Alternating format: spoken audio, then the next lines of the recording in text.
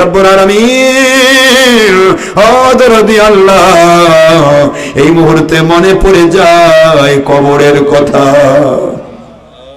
কোন দিন জানি আমাদের মরা দেহটা আমাদের সুন্দর করে তৈরি করা বাড়ি থেকে টেনে টেনে নামাবে।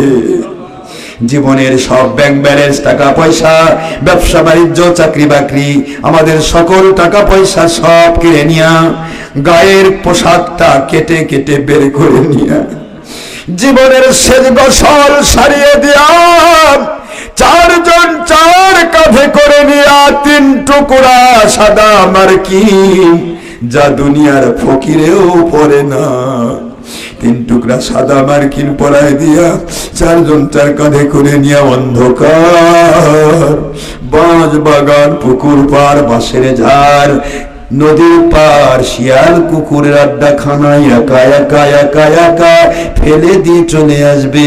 শীতের কালে অন্ধকার কঠিন ঠান্ডা কবর, গরমকালে কঠিন গরম কবর, বর্ষাকালে কবর ভরা পানি, কেমনে থাকবো আল্লাহ কবরে, সইতে পারবো না কবরের আযাব, সইতে পারবো না জাহান্নামের আগুন। আপনার হাবিব সাল্লাল্লাহু আলাইহি ওয়াসাল্লাম বলেন, কবর কারো জন্য জাহান্নামের গর্ত, কারো জন্য জান্নাতের বাগান হয়ে যায়, কারো জন্য ময়দানের মতো প্রশস্ত হয়ে যায়, কারো জন্য হাড় হাড্ডি আর এক পাশের মাটি আরেক পাশের সাথে মিলে মিশে চূর্ণ বিচূর্ণ হয়ে যায়।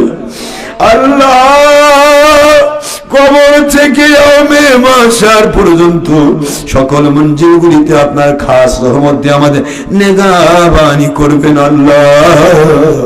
আল্লাহ আমাদের মরণের দিনে লাঞ্ছিত মরণ দেবেন না, বেঈমানি মরণ দেবেন না। আমাদের দিলে মুখে কালিমাতুত তাইয়্যিবা তাওহীদ রিসালাতের কালেমা জারি করে দিবেন। আমাদের চেহারা মোবারক কিবলার দিকে ঘুরিয়ে দিবেন।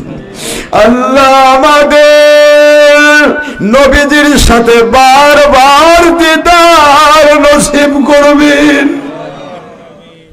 রব্বুল আলামিন ওলিয়ে কামিল মুকাম্মিল না বানায়া, মুমিনে কামিল মুসলিমে কামিল না বানায়া, জান্নাতুল ফেরদৌসি ঘোষণা না দিয়া, আমি এবং আমার একদিনেরও ভক্ত কে কোন পীরের মুরিদ জানতে চাই না।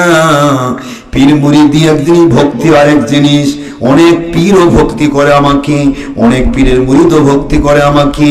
আল্লাহ একদিনেরও ভক্ত মুরিদ যারা, ভক্ত যারা যেখানেই যারা থাক, যে পীরের মুরিদ হোক, একজন মানুষকেও আপনি দয়া করে মুমিনে কামিল না বানায় কবরে নেবেন না। জান্নাতুল ফেরদৌসি ঘোষণা না দিয়ে কবরে নেবেন না। ওলিয়া উলিয়ার মাকাম না দিয়ে কবরে নেবেন না।